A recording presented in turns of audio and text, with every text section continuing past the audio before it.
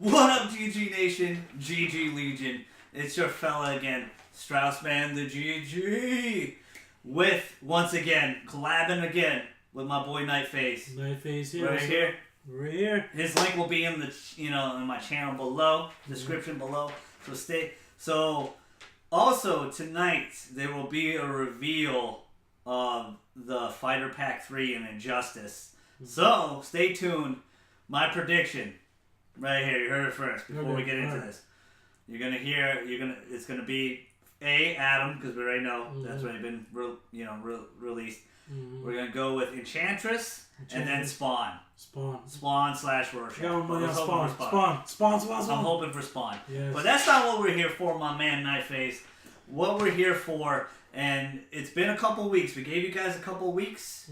So we're going to do it. This is the Stranger Things Season 2 Spoilercast. You guys see it? Demogorgon right there. Spoilercast, and traditionally on Golden God and Friends here, normally how we do a Spoilercast, as Nightface knows,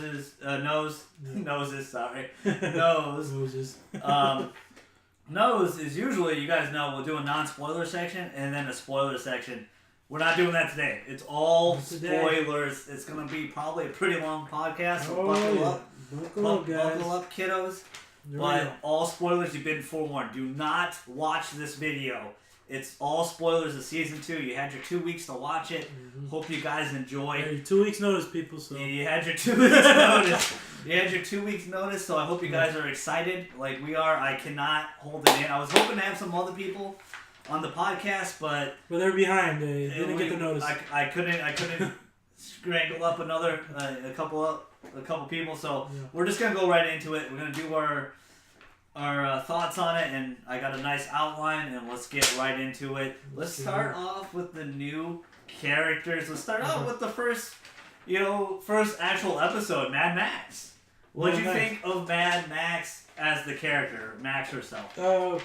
I think she was very good. Like, she was utilized well, but I think she still needs more character development, because towards the end, she kind of just fell as a love interest for both Lucas and Dustin. Yeah.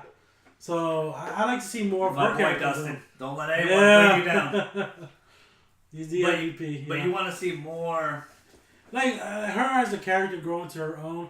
I felt like, she was fine, but like I said, she had to play off both Lucas and Dustin. She didn't really feel as fleshed out, like personality-wise, like the rest of the game. I absolutely thought she was really good. I liked Mad Max. I think I was really concerned if she was going to fit in with the group properly. No, she fit in well, yeah. But she ended up fitting really nicely. Ended up being the fun tomboy of the group. Yes, there's some love interest, and we'll talk about that a little bit later. We're just going to talk about all the new characters really quick and fleshed out.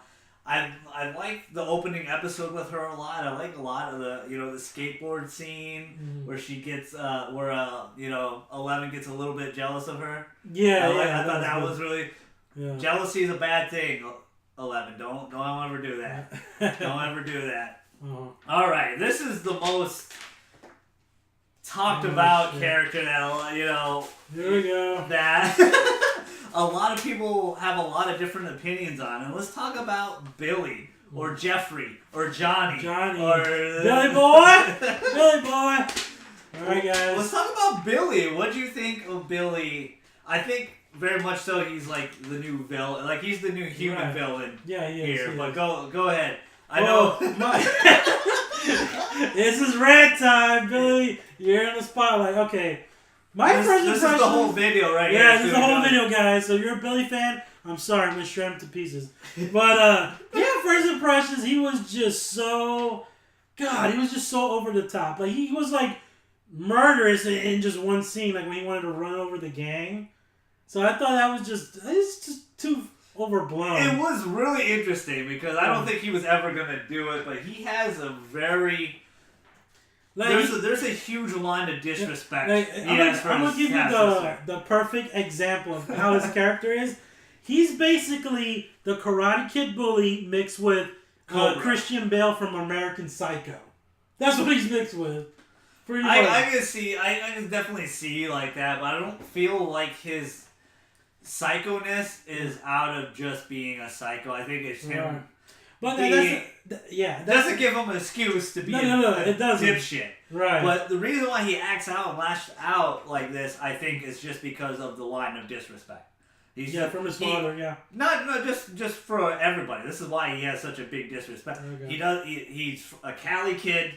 Yeah. Move here. He's in new school. He hates it. Mm. He's a big time. He becomes the new bully. He becomes the new Steve of this season, of season 2. And a lot of questionability. He wants to take over the spot. Wants to rule the school. He's the new kung fu kid. Very much so. Yeah. But he really does not like his half sister and mom. Yeah. Like he does not like his stepmom. There's a big line of disrespect. Right. And I kind of like how Max kind of redeems. Yeah, that was cool. I like that. We'll talk about that episode when we get on a little bit. But like with his character though, like when he was introduced, you didn't know nothing about him. He wasn't fleshed out, nothing. It took a long time. All they tell you, they don't tell you. They just show you how he acts, and we don't get that backstory. We don't know that she's the adopted sister. Not for a long time. Yeah, I think that was the problem with Stranger Things, with this character in particular. I don't think it's too long though, because you see it in like episode 4, because that girl, where he's like, she could fucking skateboard home. Sorry, I dropped that phone. She could effing skateboard home. Yeah. I'm just like, and she's like, oh, you're not gonna wait for your sister? Yeah. And then he goes, don't call her that. She's not my sister. So that's a big hint that that they're not, clearly they're not related. She's a redhead. Yeah. He's.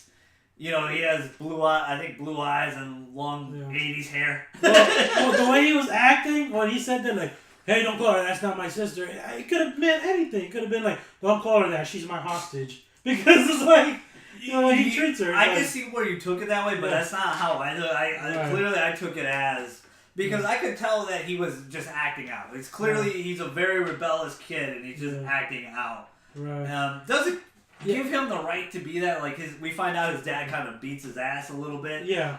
Obviously, so if you don't he crosses the line. I don't know if his dad's necessarily a bad dude, but Billy has a clear line of disrespect for his father. Yeah. Like, it's the only person he fears. Yeah.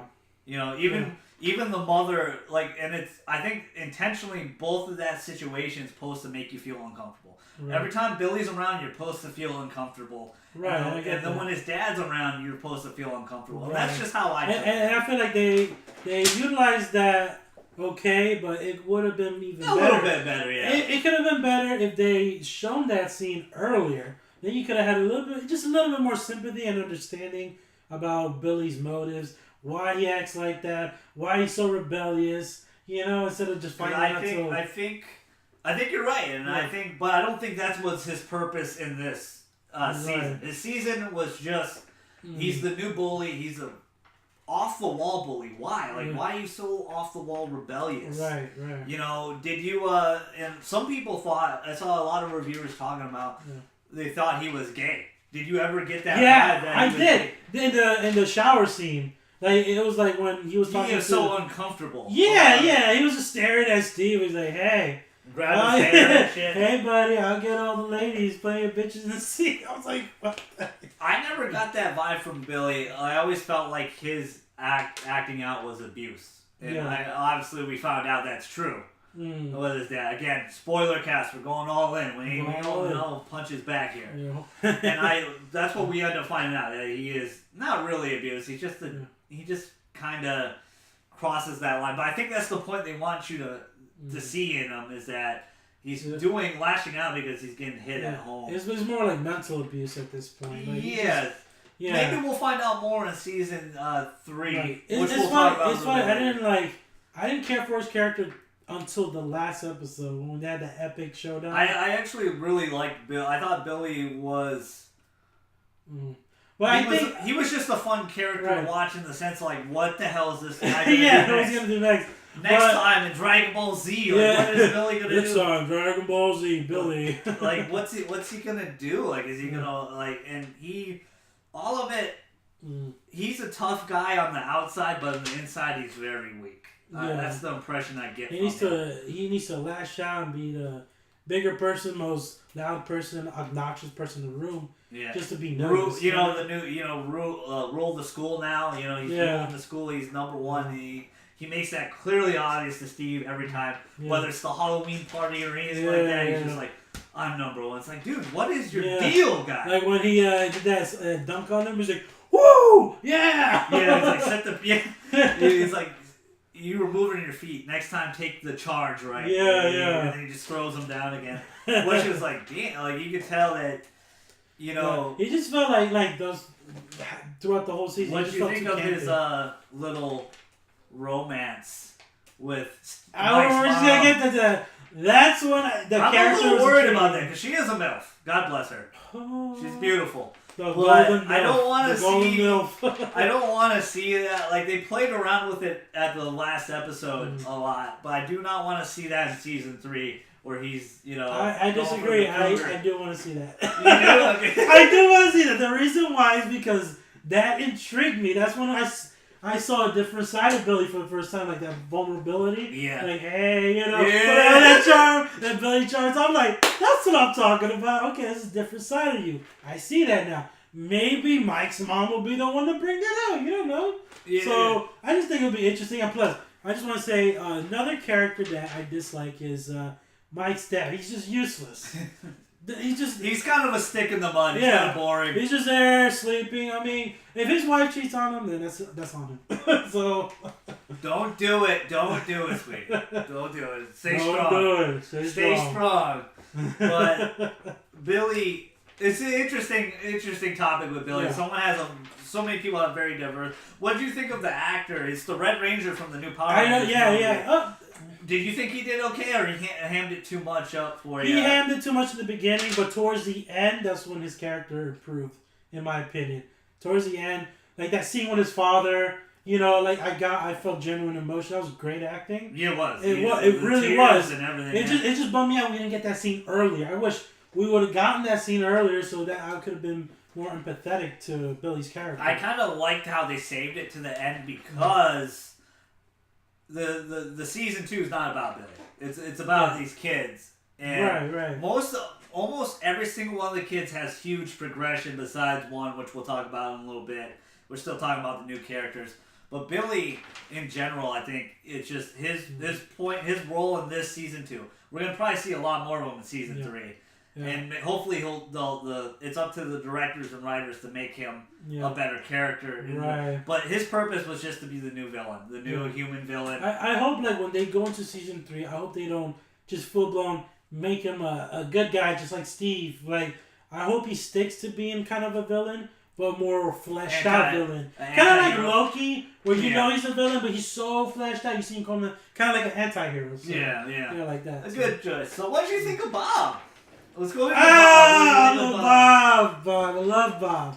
Bob. Played by Frodo's best buddy, Sam. Sam, yes.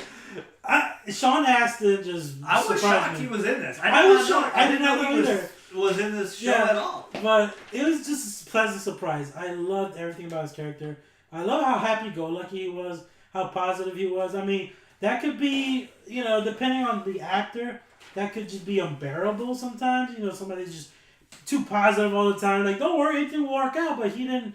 Bob the Brain, man. Yeah, but he didn't do that too much. He didn't overplay that, and it just felt natural. I think he was one of the strongest parts in this season. Actually, I thought he was really well. He made me care so much about him. He took a lot of strides in this season, and a lot of people you're gonna get the impression of him when you first watch the first couple episodes. Yeah. That he's just a boring old person, normal dad type guy. But he's doing the right things. There's nothing wrong with being normal. Just the scenes. This family's crazy as but they're And I like how he was kind of accepting. He just took it all in. He was like, oh. And when he first saw the pictures that Will drew, he was like, okay. Oh, that's Lake whatever road over there. That was just to really advance the storyline. Because in real life, there's no effing way with that drawing. You're gonna be like, oh, that's the lake. F you, you don't know that. You don't know that. Yeah. But they call him Bob the Brain. Bob the Brain. And he works at Radio Shack. Guys, Radio Shack back then was like Microsoft. So, But what you feel about We'll talk about that. We'll save that later about the pairings and stuff like that. Okay, we'll save that later. But Bob overall, I thought he did he was a great part of the season. He really Stepped was. Up. He was one of my biggest. How positives. shocked were you when he died? Very, very shocked. I kind of felt like it was gonna happen. Yeah, I felt it when as soon as he left the gun, that's when I was like, oh no, they're setting him up. He's gonna die, and then. I won't completely lie to you. I was shocked he kind of he was killed at that particular moment. Yeah, because it was one of those moments where he got away. You're like, okay, yes! and then no, and then because he stepped up because he's known as the nerdy kid. A lot of he sees himself in Will a lot, right? Because Will's going through a lot. And I love that scene he had with Will. Which ended up being terrible advice, but I still love it. Honestly, it's really good advice. It's good advice, but then it just sucks in away. that situation, yes, it was very bad. But that's why the end of the episode works so well. Yeah. Because he gives him this fatherly advice, oh, Bobo the clown or whatever. So you know what I did? I stood my ground. Those said, damn clowns. Yeah, damn clowns. So Pennywise. But yeah, it was a very powerful episode. And, we'll talk about the recurring characters in a little bit here. Let's go back to Sam. Let's go to Sam Owens, which is the new doctor, the new doctor, the head of the Hawkins Research. Yeah, he's the new head of the Hawkins Research. And what do you think of him? You're interested. At first, I didn't know what to make of him. He was one of those characters that was very shrouded in mystery because you don't know if he's gonna be just as bad as Eleven's father. He's gonna be just as bad as that, or does he have good intentions? And I feel like the season did a really good job with that. They did because towards the most end, of the time I'm like, I don't like you, guy. Yeah, I don't know what it is. You. Yeah, but you're up to something. Trust you. But he ends up turning out being a really nice person. Exactly, and a really nice guy. That was a pleasant surprise. Like I said, I just love how the Duffer Brothers, they really know how to develop their characters. The Duffer Brothers. No, it's Duffer. They're French. The Duffer. The Duffer Brothers. No, they do a really good job directing almost every episode. They don't direct all the episodes, but most of them they do. Yeah. And they really hit home, and they're really powerful. Yeah. And they do a really good job with this character, because there's that thin line. They're like, dude, are you bad? Are you a bad guy? Just like they did with Steve last season. We didn't think, and he turned out to be my favorite character. Steve ended up being awesome. Yeah. Yeah, he ended up being really good. So the other, want surprise. I thought originally when we did our Halloween favorite special, I thought all the other kids were dead. And we find out that is wrong. That was wrong. We were wrong. 8 is still alive. Yeah. And how did you feel about 8? It was two things. It was very interesting, and completely surprised me because I did not see that coming.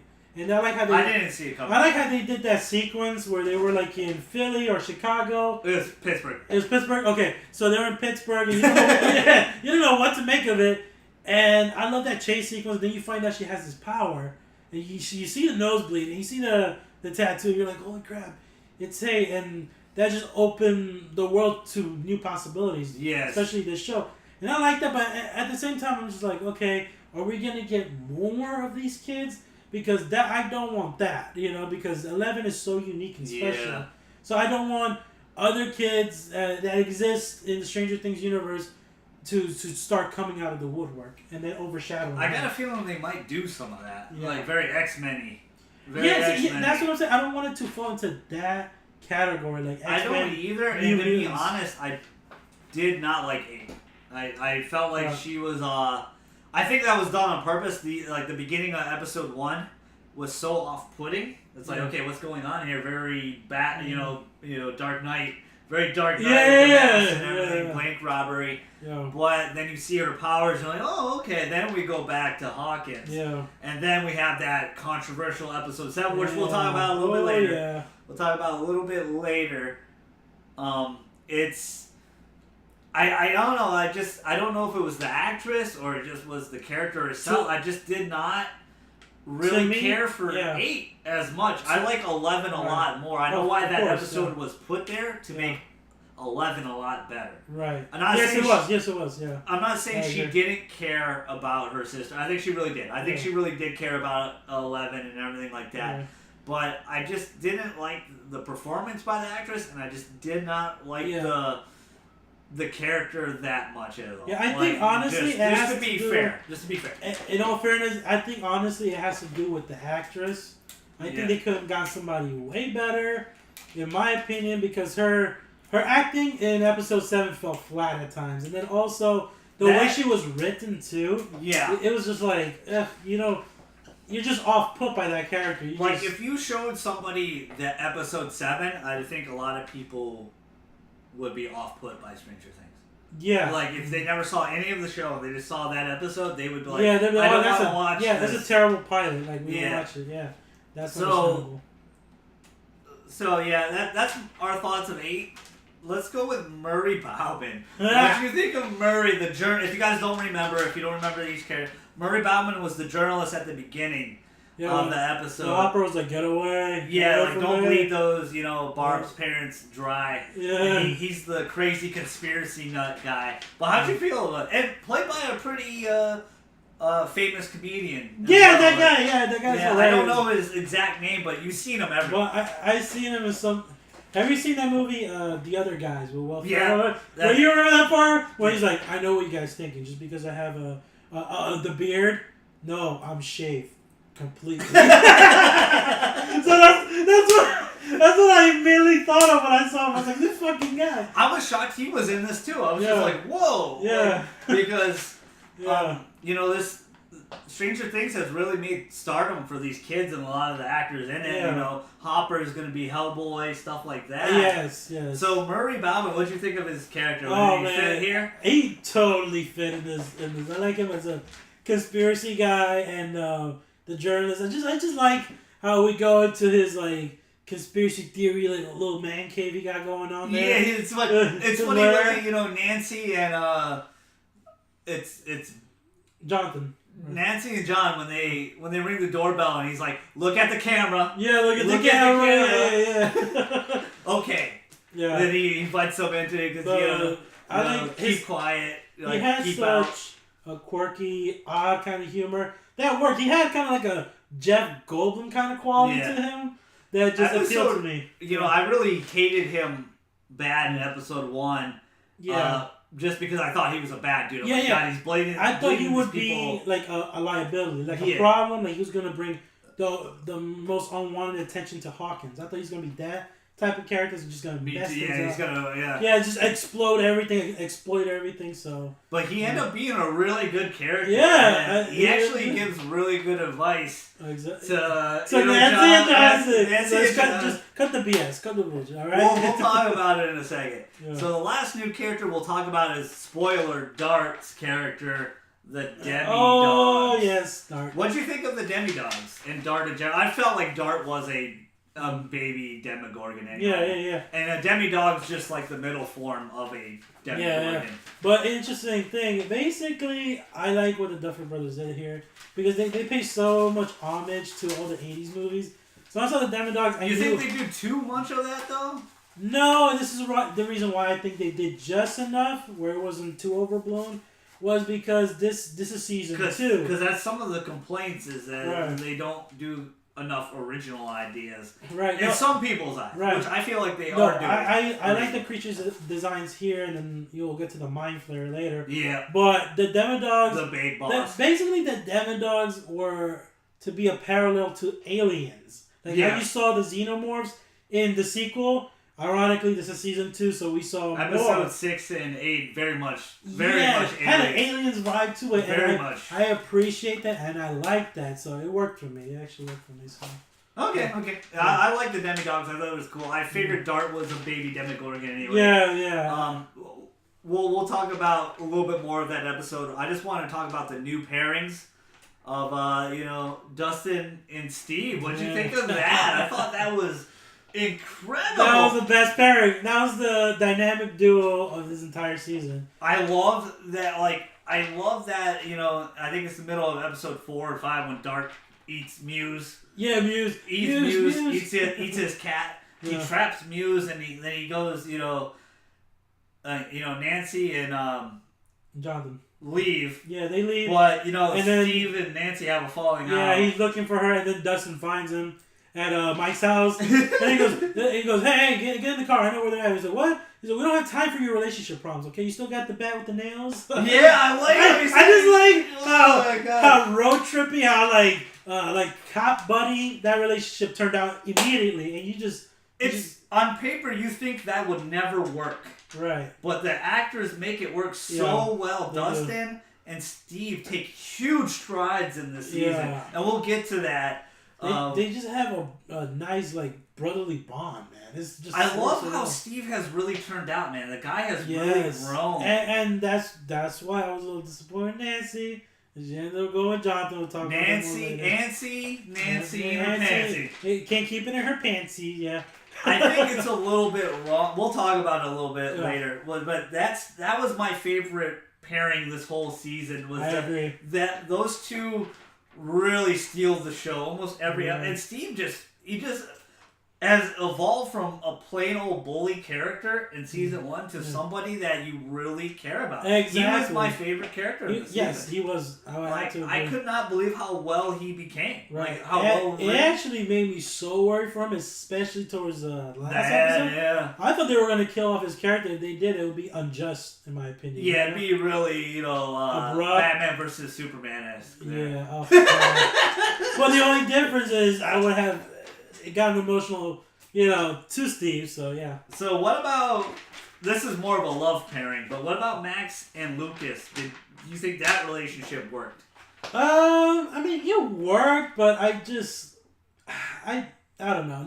I didn't feel too much chemistry there. I just feel like that maybe it was a little forced. I don't know. He doesn't like interracial couples. No, I'm no, that's Billy right there. Billy. Billy, you bad, Billy. I mean, it was cute. I like that. Okay. No, I understand your complaints. Yeah, absolutely. I mean, it just felt like a little rushed and they needed more time. Maybe towards the season 3, if they would have hooked up then, it would have been more believable, in my opinion. Okay. I actually liked it a lot. I liked how, because there's a love triangle that goes on. Obviously we're in the Spoilercast, so we're going to talk about everything. Right. But, Dustin really likes Mad Max. Yeah, he does. He wants to really, when they find out her identity, that she's the #1 player in Dig Dug and everything. And she's the new kid in school, and they're worried that she'll get bullied and stuff. In reality, he thinks she's a really pretty girl. He wants to go talk to her. Yeah. But, Steve gives pretty poor advice to Dustin. Yeah, just act like you don't care. She's like, well, obviously you don't give a shit about me. And then she kind of goes towards Lucas, which was a big change, which you're not expecting. Yeah. And then Lucas kind of reveals the truth about everything. Like, seriously, you can get killed. And Max doesn't believe it, blah, blah, blah. So that dynamic ended up being really good, and I like that a lot. Especially, I think it's more believable. It sucks for Dustin, and we'll talk a little bit more about that in the recurring character section. Yeah. But those two, I think it worked. It worked a good part, but it does suck for Dustin. Like, he really cared, but he handled it like a trooper. He did, and that's thanks to Steve being his big brother. Yeah, Steve. Even though Steve kind of set him up for failure in that aspect. Yeah. What about Bob and Joyce? Bob and Joyce, man, I really like the relationship right off the bat. It's just so cute. I mean, it's like seeing two grown-ups act like kids, man. Like high school sweethearts. Yeah. That's the vibe I got from them. Two people that would not date in high school. Exactly. He even says it. He was like, I am so lucky I got Joyce. Yeah, because Joyce and, Hopper were probably part of the popular kids in high school. Yeah. Bob's a nerd, works at Radio Shack. I just can't praise Bob enough. I like that scene in particular where, Jonathan is talking to Will, and he's like, yeah, because nobody likes Kenny Rogers. He goes, I love Kenny Rogers. And then he's like, oh, Mr. Mom, woo! Like, just those scenes were great. Like, it really fleshed out his character a lot in those scenes. So I liked Bob and Joyce, but to be honest, I'm a little bit biased, and I want Joyce and Hopper to be together. Okay. To be honest, I really felt like Joyce didn't really love Bob. Like, she loved parts about Bob. Okay. But she has a bigger connection with Hopper. You think so? Oh, I think so personally. I think they really care about each other. Okay, that's interesting. But they don't want to go there yet. Like, it's in the process of going there. Yeah, I kind of see Maybe I'm shipping too much, but if you go back and you look, they really do care about each other. I see they what always you're have talking each about. other's back. Yeah. You know, I see the stepping stones to that because in last season, it ended with them finding Will. They both traveled, so they had a huge bond at the end. And then going to this season, to the point where they, every time they go to the doctor, Hopper's there. Yeah, Hopper's always there. And to the point where the doctor's like, "Oh, how's Dad doing today?" Yes. Yeah. So I see what you mean. I'm a little bit biased, and I want them to make it. So that's why I felt like Bob had to go. Mm-hmm. Like, you didn't have to kill him off. That was a little rude. But like, Bob was a great. He was part of this cast, and their relationship was beautiful. Like, it was really working really well. But deep down, I really felt like she did not completely love him. Mm. Just like how Nancy didn't really completely love Steve. Oh, man. And we'll talk about that in a little bit. Yeah. Let's go to the recurring characters. Like, who took the biggest strides for you this season? Before we get into that, I want to talk about another dynamic. Okay, go ahead. I want to talk about, what did you think about Hopper and 11? Their relationship. That was a pairing I should have put on there. That's why you get paid the big bucks, buddy. That's why. Because to me, that was like my number one, actually. To see that was a joy. It's an amazing pairing because Hopper wants to do the right thing so bad. Yeah. He sees so much of his daughter in 11. Yeah, exactly. And, that's what made to me, that's what made the pilot so strong, is that reveal in the end. When you see the waffles, he goes, "Hey, what do we talk about?" And 11 comes out. He's like, "Come on, what do we talk about? Huh? Dessert later." I was like, yes, this is what they both need. Both of these characters need each other. Yes. Yeah. Do you agree with how he handled it, though? Do you agree that she really wanted to see Mike? And she counted the days, bro. Yeah, she did. Counted the day, and he was counting the days. Yeah, which is, I don't want to put too much holes a little bit in the love of those two because, dude, they've known each other for a week. Yeah, a year passes by, but again, that's how powerful love can be. Yeah. But I see it from a father point of view. I totally understand how protective Hopper was. Because she symbolizes that daughter he lost. He's just so he could have been a little bit better about it. Yeah, he could have been, but he redeems himself at the end. He does. I think so. But I think that's what works so well is just that drama between them, and then that insane fight. She lashes out. Yeah, and you understand both viewpoints. It's so funny. I'm like going back and forth. With 11 I felt so bad when he called her a brat, though. Yeah, he's like, look at new word for the day. And then she threw the dictionary back at him. He's like, what the hell is wrong with you? No TV ever. And she just snaps. I mean, that made me snap. Like, no TV. Yeah, because she's really learning about love. She clearly misses. Yeah. She clearly misses Mike. She's watching soap operas, repeating the soap opera. Oh, yeah. About love and everything. Yeah. She wants to go see him. She tries to go see him. Yeah. When he's calling out to her, but then she backs off. Right. And then she kind of lashes out on Hopper a little bit because she wants to go trick-or-treating. She wants just a normal life. Yeah. And unfortunately, she might not really have it yet anyway, but it seems like it's trending in that direction for sure. Yeah. But that's a good idea. That was a great pairing. It was. That whole dynamic, those two really make the show. They do. They're both of them are the strongest actors on the show. They are. Millie Bobby Brown is so funny. If you listen to her interviews, she's such a ball of energy. Yeah, she is. She's so much different than 11, and it's. Yeah. It is really adorable. She's a fantastic actress. Yeah, she is. So that was a really great panel. Is there any other ones that we were missing? Is there any other team ups we? I'm trying to really think. Those were probably the best four. Yeah, those were the best four. Yeah. Probably. I'm trying to think anybody else if there was really, we already mentioned Will and Bob a little bit anyway. Yeah, season 3 will probably be Billy and Mike's mom. That'll be interesting pairing. I ship it. Okay, so the returning characters, which ones stick out the most? Was it still Hop and 1140? But who else? Like, to me, so many people took strides. Like, let's talk about Will. Will, he was amazing. Wow. That kid actor really, in certain episodes, his acting almost outshined Eleven's acting. I agree, especially with that possession. Yeah. Oh my God, that was insane. Apparently, he studied exorcisms. Really? He watched a whole bunch of exorcism videos. Oh my God. And that's why he because it's amazing. I think it was like the end of episode 5 when that Hawkins research scene comes in there with the flamethrowers. And then his body starts getting affected by it. That spasming he did was insane. It was ridiculous. He was just like, ah! I was like in a state of shock. This kid actor is so good. He did really well, because Will didn't really get to shine at all in season 1. This one, now he really took the reins. And that's one of the big positives in this season. That's what I was worried about. I thought it was just going to be another season with Will in peril. Like, oh, here we go. We gotta save Will, but he really came into his own. Yes. Oh my God. He was really good. He took huge strides. Yeah. Lucas took huge strides. Yeah. He was a much better character. He acted really well. He had more action. Yeah, he did. Each character, like the only character that really, let's talk about this, because out of everybody, this is the only character that really regressed, and it was Mike. Yeah, Mike. Yeah. I don't know if it was because he was filming it, or it was just how he's written, but he was really a stick in the mud. Yeah. He was very much like his dad, because... Yeah, my father like son. Yeah.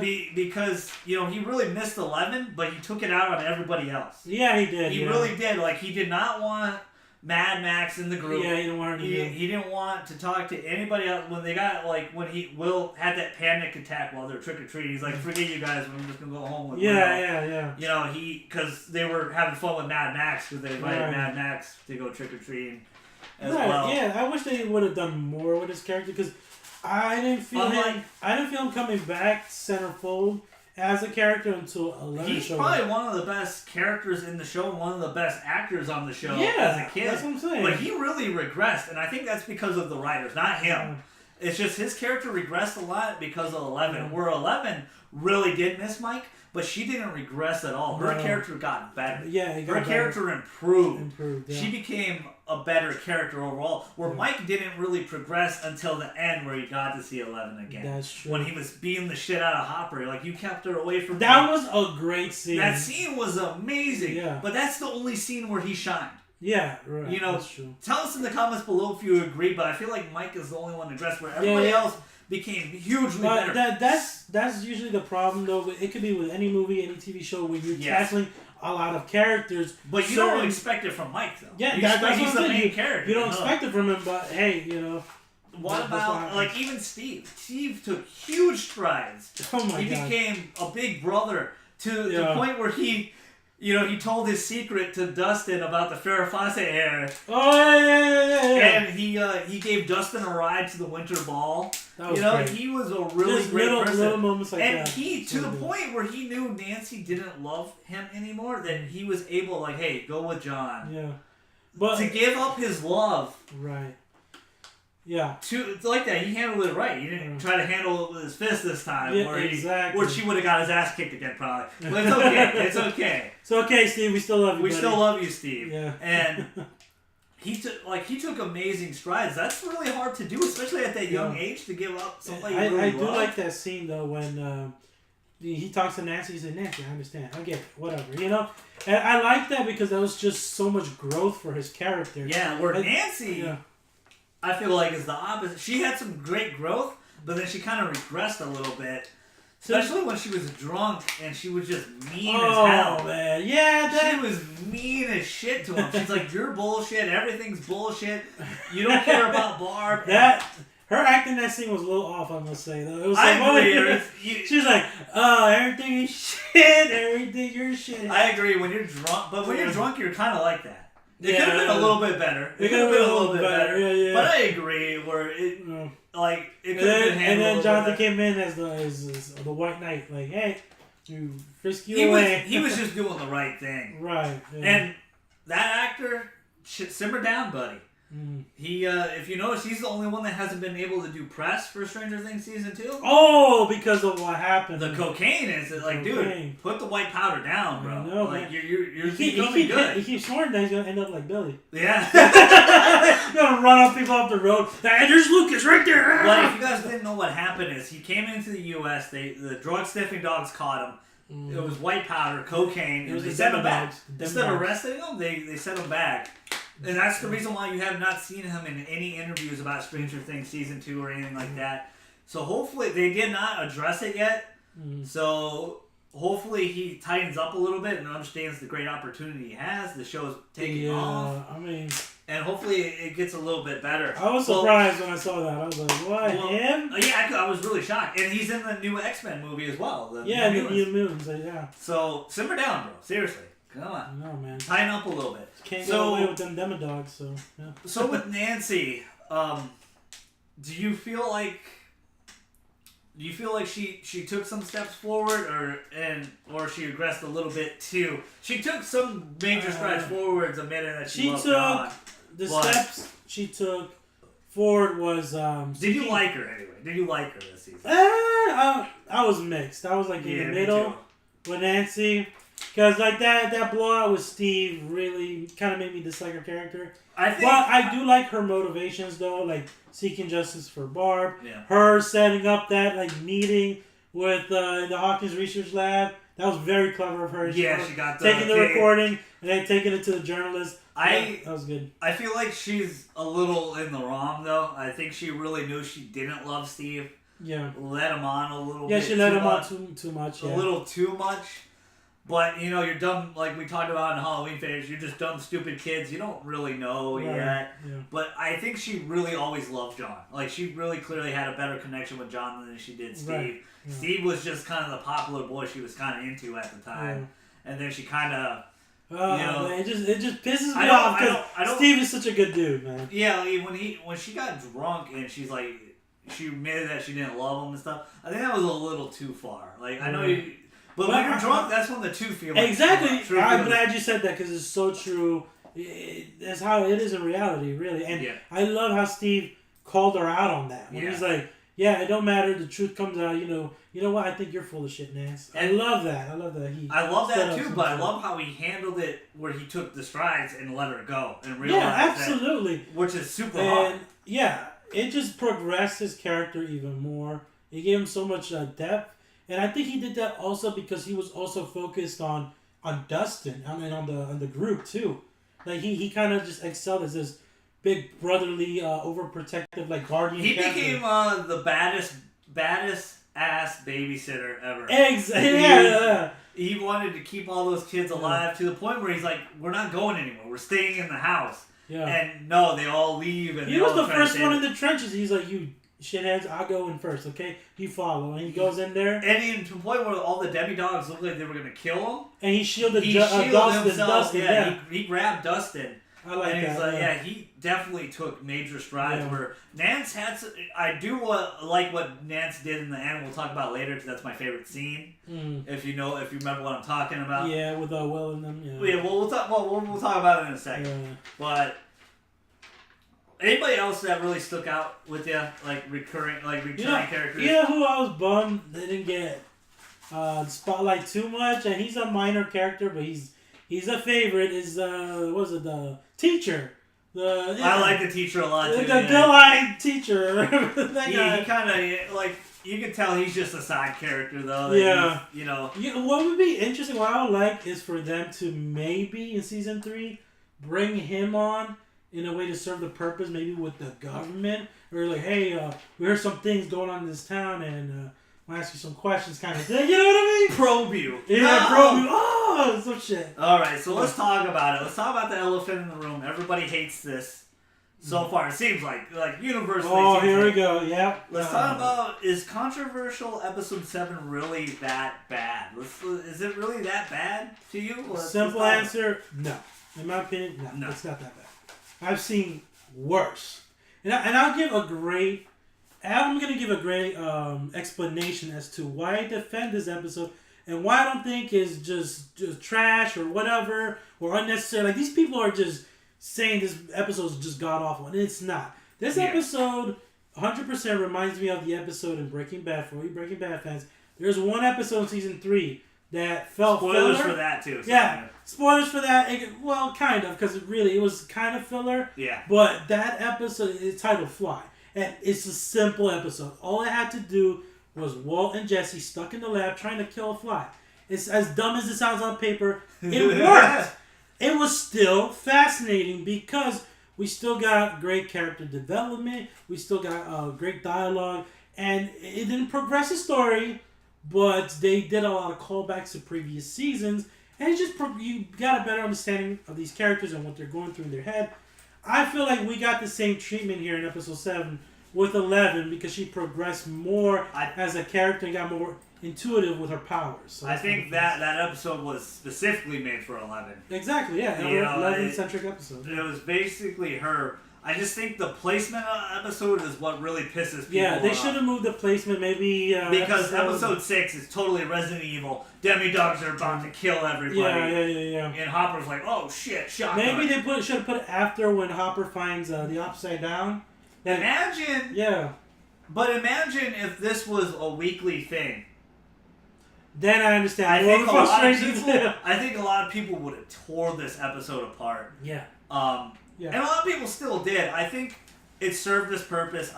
Like we explained earlier about 11, it makes her character a little bit better. I can see why it's so controversial. I can see why people don't like it.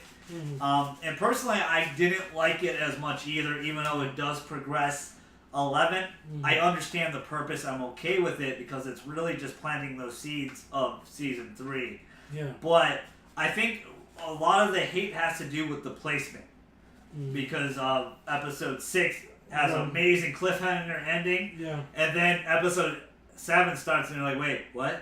Right. And it just leaves a bad taste in a lot of people's mouth. So, but I think it had its purpose. I think it was hugely... its purpose. A lot of people describe it as like a kind of like a backdoor pilot to like it could be like a new show or a new spin-off or a new season or whatever. And I think that's what it was. It served its purpose. Just to plant some seeds, because if 8 comes back, or they have like a little... She could be a new antagonist or something. Or they could have like a mini war between 11 and, you know, like very X-Men-y. Yeah. Yeah, but I think what I really liked about the episode, because I didn't love it, but I did really like it. I did really appreciate it. I feel like the only really good acting in that episode was 11. Yeah, it was 11. Like the other characters are a little cartoonish, I admit. Yeah, really just bland and blah. But the scene that really stood out was when they seek that one guy that did the electroshock therapy on her mom. Yeah. And I love that scene with her, because she could have gone a dark path here for her character, just to seek out revenge. Did you like that part, though, where 11, you know, branches out, finds her mom? Spoiler, she finds out her name is Jane, and then she actually finds her mom is the girl in the rocking chair that's comatose and can't talk anymore. You like that a lot. We didn't talk about 11's mom at all. I think... And then you find out the secret, like you said, it's electric. They purposely made her... you know, mentally retarded. You know, yeah, pretty much. I think it worked. They got a little too exposition heavy. It really did. It kind of did. They just edited. The editing was so fast paced too, and they were showing everything so quick. She finds the file. She finds everything, and then she repeats that routine. Yep. How she got into the research facility. Well, I thought that was fascinating, but I think it worked as a way to kind of, you know, push her character to seek out 8. You know, in episode 7. Yeah. So. Yeah. Was there any new favorites, character, story, action in this that you thought was so much better than like season 1? That you liked a lot. We mentioned a lot already. Yeah. We talked about Steve. I think the parents were good. You know, just the character development of Steve, Hopper, 11 in particular was very strong. The new addition of Bob as a character was super strong, super delightful guy. I mean, I felt emotional when he died. I was like, oh my god. We just got to know this character, and I care about him so much, you know? So, kudos to the Duffer Brothers for... They did a really good job. Yeah. I mean, And the villain, the Mind Flayer, was very interesting. Yeah, let's talk about that a little bit. What do you think of the main antagonist that we really, the alien queen-esque mind flayer? It left me wanting more. And I'm glad.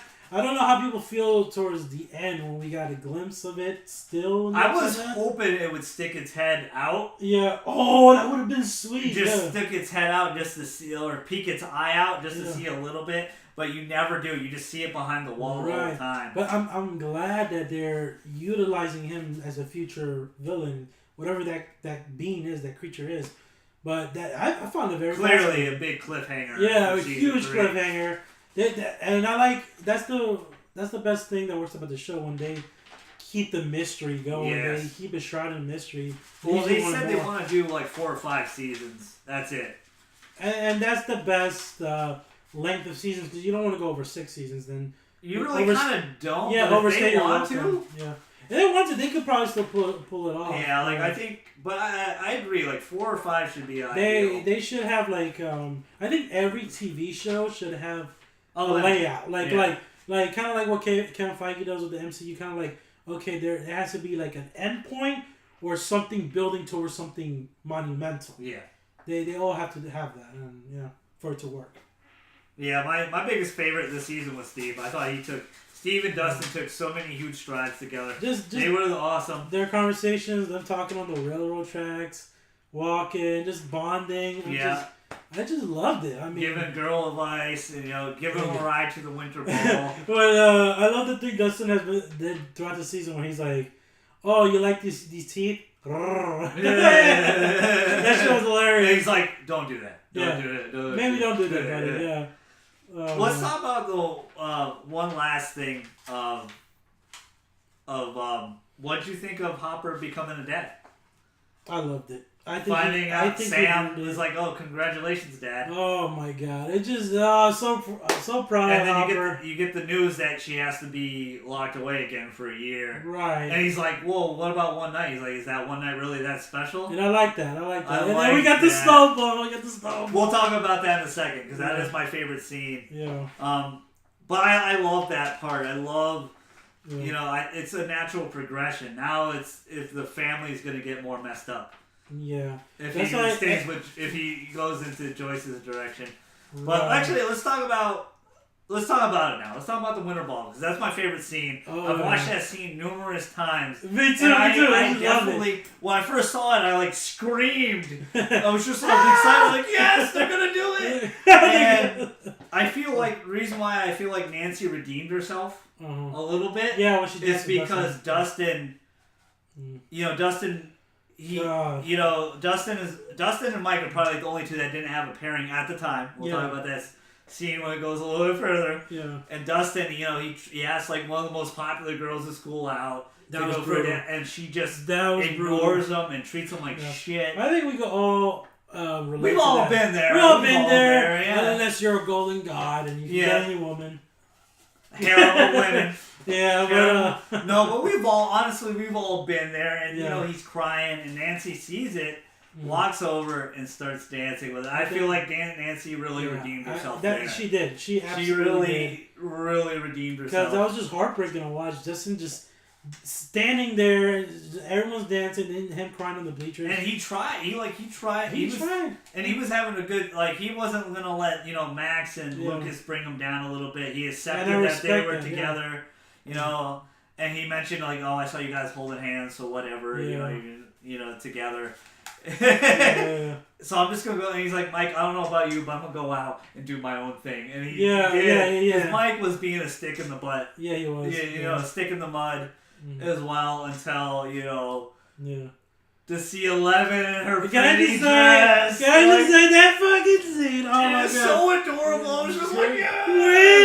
Win. And she's like, I don't know how to dance. And he's like, I don't know. Yeah, oh God, it's so cute. They're adorable. 11, I love you. And their kiss was awesome. Yeah. Very kitty, but it was, just, Lucas and Max kiss, and then you see you see 11 and Mike kiss, and that was super sweet. And it's the only time Mike really shines is when he's around 11. But that chemistry is just... It's there. It's undescribable. It's so good. It's like as soon as 11 enters and Mike sees her, just that look on his face is just genuine love. You can tell they're just madly in love. Yeah, they really sell that. That they both were counting the days. They both were. They were counting the days until they see each other again. I love the and her hair. Millie with hair is adorable. It's amazing that she had the guts to shave her actual head, and to do it. She talked about it where she's like, her mom didn't want it to happen, but she's like, if I can get in more depth with this character, hair grows back, right? Yeah. And that's what she did, and.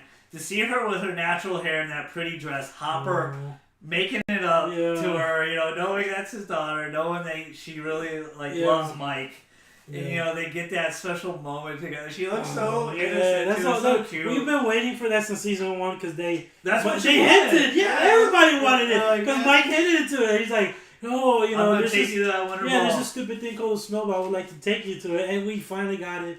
And I love the scene. The music was great at the ball too. The Every Breath You Take song by the Police was good. Oh my god, yeah. It was awesome. When they're slow dancing, everybody's slow dancing. Oh god. And you see everyone pairing up, and that's when Dustin. That's when Nancy comes over to help out. Right. And then 11 walks in to make it better, and then you see. The Mind Flayer. The Mind Flayer. Just lurking there. Upside down. So very Queen Alien-esque. Yes. I like that, though. That creature is clearly pissed off and is mad at 11 in particular. Because that thing closed the gate. Yeah, it closed the gate. And that Mind Flayer creature was not expecting that. He's like, holy crap, who is this girl? So now he's more... That thing is more infatuated with 11. And it took over Will. Will became a traitor, sort of. What'd you think of that? Oh my god. Traitor? This kid's acting is amazing. Will, my god. His acting, particularly when he was spying on them.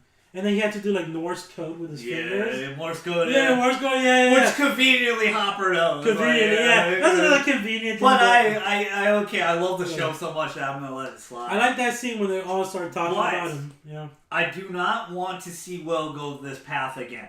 In season 3... No, I want someone else to get possessed, or he takes strides to overcome the Mind Flayer, or B, he becomes a traitor and wants to stay with the Mind Flayer. Right.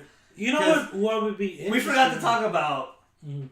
Well, I'll let you hold on to that note. Okay. I forgot to mention that even Zombie Boy Will got to dance. Somebody asked him to dance. Oh, that's right. Yeah. Somebody asked him to dance. Zombie Boy wanted to dance. It's like, come on, you can't be doing my man. You can't be doing my man Dustin like that. You're doing him dirty. Man. Poor Dustin. But go ahead. What were you gonna say? Completely forgot. But that's okay. Did you really? Oh my god. I'm so sorry. You're good. You're good. But where I was talking about, I didn't want Will to be I don't want him to be the victim again. I want him. Yeah, that's what we're talking about. Yeah. I want him to be strong. I want him to either team up with the Mind Flayer this time willingly, or B, completely fight it on his own. What I want from him, it would be interesting if he still has kind of a connection to Upside Down, but he has more control over it. Mm-hmm. So then him and 11 will become a pair.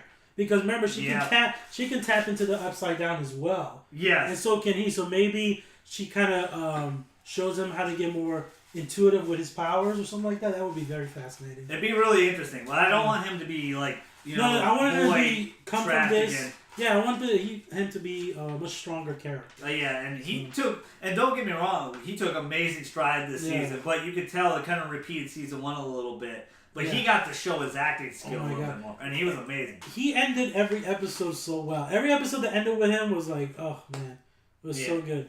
So did the season 2 live up to your expectations? And was it better than season 1? I have to say yes, because the payoff was very rewarding in the end. It was very momentum driven. There was never a dull moment with the minor. Episode 7. But I agree. They slowed things down, yes, but I still enjoyed it. Overall, this season was just amazing from start to finish. Yeah, I think this is definitely better than season 2. A lot of expectations of season 3 now. We'll see if they can handle that. Yeah. I really do. I like the pacing of it. Episode 1 had me from the get-go. Episode 7 took me out of it a little bit, but as soon as that episode was over, I was right Yeah, back you in just it. went back in it. Like, You and that's the dived beauty right of back Netflix. in. And then season 2 had an amazing ending with the Winter Ball, and then the Mind Flayer. the secret spoiler of the Mind Flayer. That was great. Still hanging above the school. That's But awesome. you saw a lot of growth from many characters besides Mike. And John kind of, he had some big steps, but then he also regressed a little bit too because of Hopper. Hopper's like, no, you stay here. Yeah. You stay punch here, again. Kid. Stay here, kid. You know, and I like that scene when they're like Hopper and 11 go to the Hawkins research facility and they're gonna fight the Mind Flayer, and they're talking about like, about her new look. To be honest, I did not like. I loved it. I'm sorry, I loved it. I didn't like the emo grease back hair. Well, they made her look androgynous again. Yeah. I think on purpose because they want you to like wonder. Right. And it's funny that she did say that bitchin'. And he starts like, laughing. Yeah, I love that. I love that moment. Yeah. But their bond together was amazing. And what do you expect from season 3? I told you a little bit. I don't want to see Will be. No, he has to come in the forefront. I want Will. Mike to come in the forefront. Especially Mike needs to make up for. Yeah, he can't be a stick in the bud. Yeah, because come on, Finn Wolfhard, he was amazing. He was amazing in season 1. I expect more from this kid. Towards the end, he was amazing in season 2. Exactly. Yes, and that scene with Hopper, I love that scene. When he was just pissed at Hopper, he's like, "Listen, I just need you to understand." He's like, "I don't understand that. That's fine, kid. Whatever." He's like, "Yeah, you're an asshole." It was great. But then he ends up, hugging them and be like, "I know, I'm sorry." That was so powerful. Sorry. I love that. Yeah, it really was just without words. And these are how talented the actors are on the show. They do so much with face recognition and just just with their body language tells everything. Yeah, and. It told everything in the Winter Ball. It told everything, with the Mind Flayer. I was going to ask you, what is your favorite scene? If you had to pick one from this entire series. I already said it's the Winter Ball. That is my favorite. That was the scene I really wanted to see, and I was so overjoyed that we got it. Because I thought they forgot about it. Yeah, no. I like the, if you go on Netflix. I'm sorry, go ahead. I'm sorry. I immediately came back to it. Right after I watched it, I just went back and rewatched that scene again. That's how much I love that scene. No, it's amazing. It paid off. But it's funny because if you watch the Beyond Stranger Things, they have it on Netflix. There. Yeah, the Duffer Brothers were talking with Finn Wolfhard and Millie Bob Brown. They said that their plan was always to end it with the snowball. Or to bring it. They said, well, Mike Finn Wolfhard, he said, we're going to end it with the snowball, guys, right? We're going to end it with the snowball. And they were like, no, we're going to have the snowball, but we don't know if we're going to end it. And then by episode 4 or 5, they're like, we're going to end it with the snowball. We have to. And the kiss was actually Millie's suggestion. Yeah. With Finn. Which was so cute because he was like, apparently, if you rewatch that scene, you can see him say he says it by lip. He was like, I'm going in. Yeah, I'm going in. Oh, man. And I'm glad she did that because if they ended without a kiss, I would have been a little more disheartened. I wanted to see them. I really like those two together. Yeah, I really great chemistry. I love it. It's really good. Any other expectations for season 3? You expect more growth out of those two together as a couple? Oh, absolutely. I think they're really. Anybody else going to get in between there? No, I don't see how unless they bring in another character. Well, you mentioned a great thing, Will. Maybe she gets a bigger connection because he has the upside down. Yes.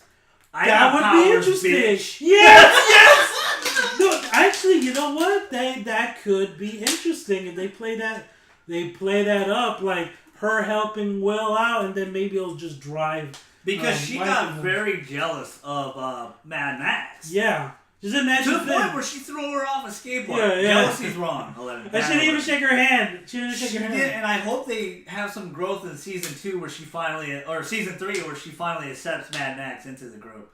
Yeah. I forgot what she called it. A Zoomer? She's a Zoomer? Yeah.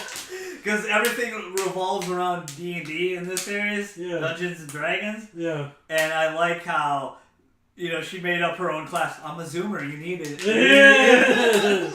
That was very clever. And she ended up driving her brother's car after they beat the shit out of him. That was awesome. Yeah, that's where her character really progressed.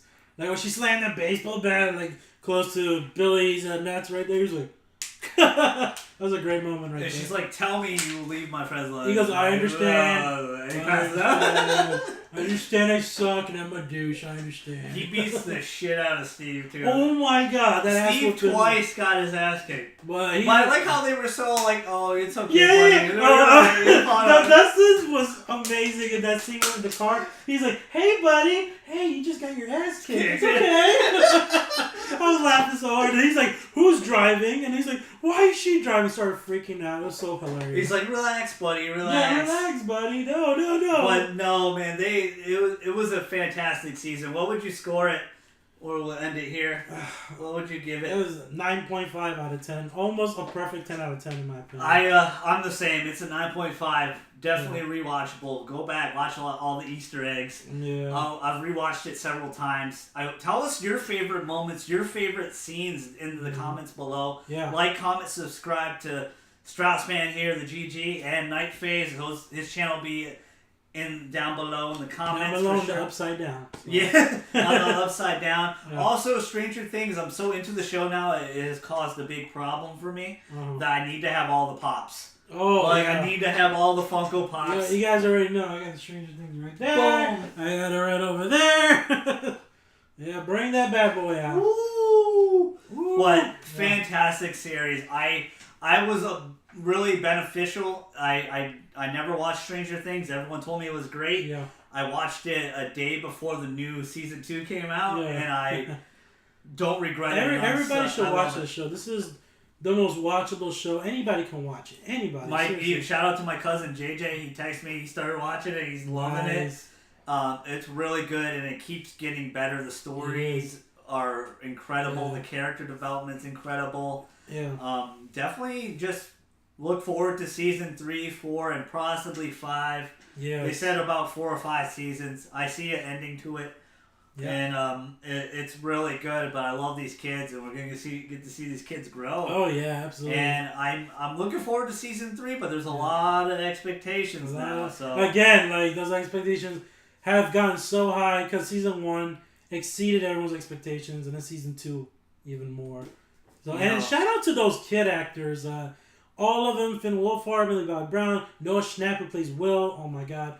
I love all those kid actors. The guy that plays Steve, he's the really guy good. that plays Steve Harrington, Dustin. They're all great. Lucas, everybody, Hopper, everybody's great. Everybody, and that's what makes the show work so well. Yeah, Winona Ryder's fantastic. Winona Ryder, everybody. Everybody makes this show, and it's a credit to the writers. It's the credit to the directors, the Duffer Brothers. A credit to the actors. They get the best out of the characters, and they really own the characters. And we're hoping, I'm expecting a lot from season 3, but thank you guys so much. Again, down below, tell us what your favorite moments for season 2 were. Your favorite characters. Your favorite characters. Did you agree with our spoiler cast? Was there anything that we missed? Let us know. Maybe we'll talk on a future podcast about it. But we want to thank you so much. Channel's going to probably hit 4,000 tonight. I'll have that video uploaded for the Injustice 2 world premiere of Fighter Pack 3. That's going to be interesting. I'm very excited. You better put Spawn in the damn game. Please put a Spawn in the damn game. But stay forward to that. Stay tuned for that. Like, comment, subscribe to both channels. Thumbs up, I appreciate you. Again, Night Phase. Hey, man. Thanks for coming out of my studio, brother. Yeah. we filmed in his house this time. That's right. So I hope you guys enjoyed. Please watch this. We went an hour and 10 of straight spoilers, so I hope you enjoy. Alrighty. We outie. Straussman the GG, your fella here. Night Phase. We outie.